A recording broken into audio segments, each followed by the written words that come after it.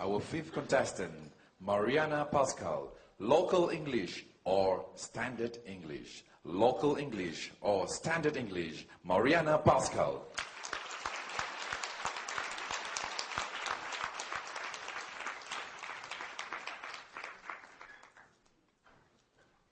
Well, many years ago, my daughter, who is half Chinese, attended a local kindergarten in Johor Bahru.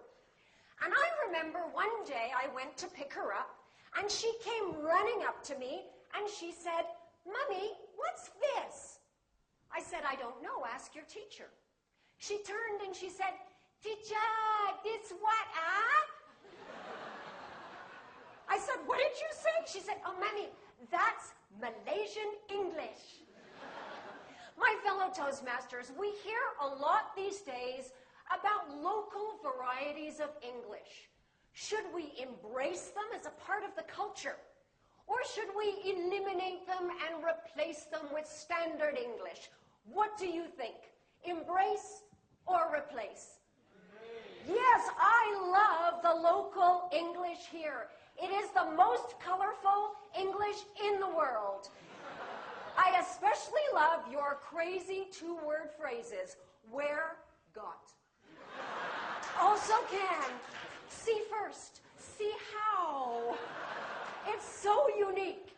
And frankly speaking, I do not think that it is possible to eliminate local English because linguistic habits are very difficult to break. Am I right? Yes. Now, throughout my entire marriage, my Chinese husband has been saying, "Get down from the car." And I've been saying, "Honey, we're not on the car, so we can't get down. We're in the car, we get out." And he says, "Oh, okay, get down." Can't change. In fact, I was in a taxi the other day, and the taxi driver said to me, "Okay, miss, you get down here, huh?" I said, No.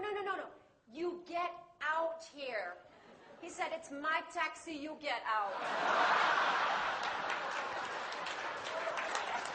I think the important thing is that whatever English we speak, Malaysian English, Canadian English, Indonesian English, Bruneian English, that these days we be understood by people from other cultures. Am I right? I have to tell you, sometimes your local English is a little bit difficult for foreigners to understand. I will give you an example. Now, when I first came to Malaysia, I went to a teachers' conference in KL.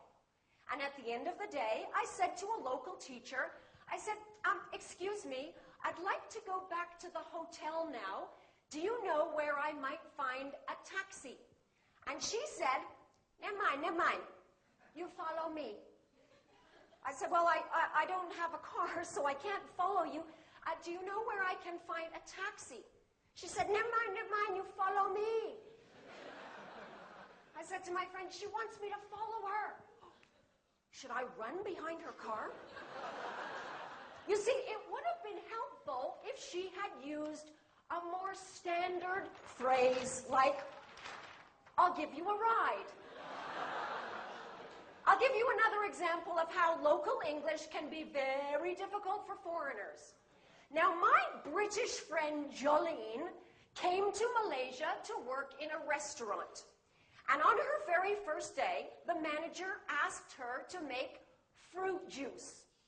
So he gave her some fruit, and he gave her a blender. And he said, "You put in fruit after you switch on."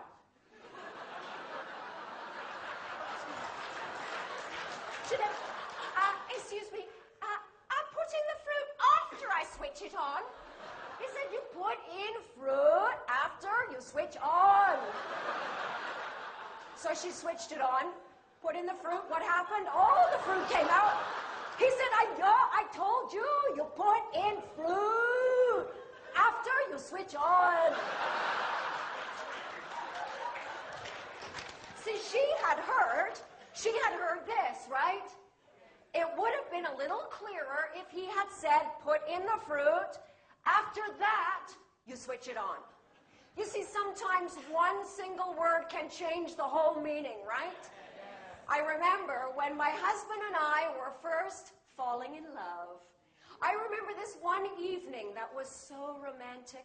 Now, my husband's English was not very good at that time. And this was the night he was going to propose. We were dancing. It was so romantic. We just looked at each other, and he said in the most gentle voice,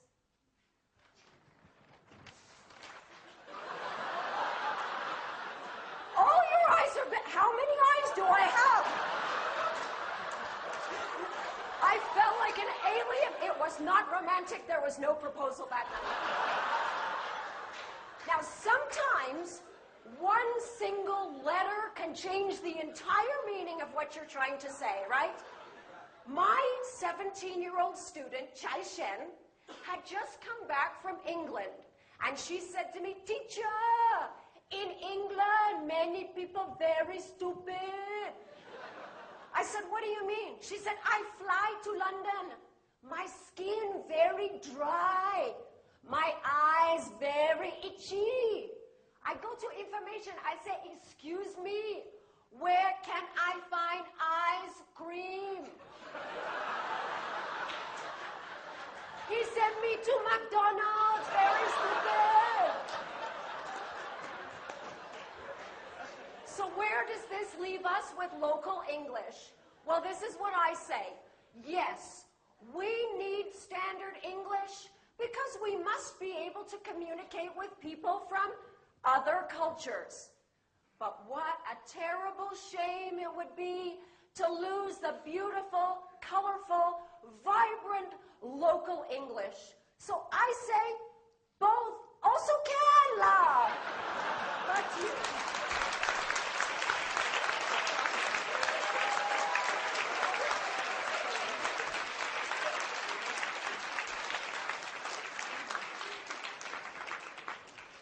Please observe 1 minute.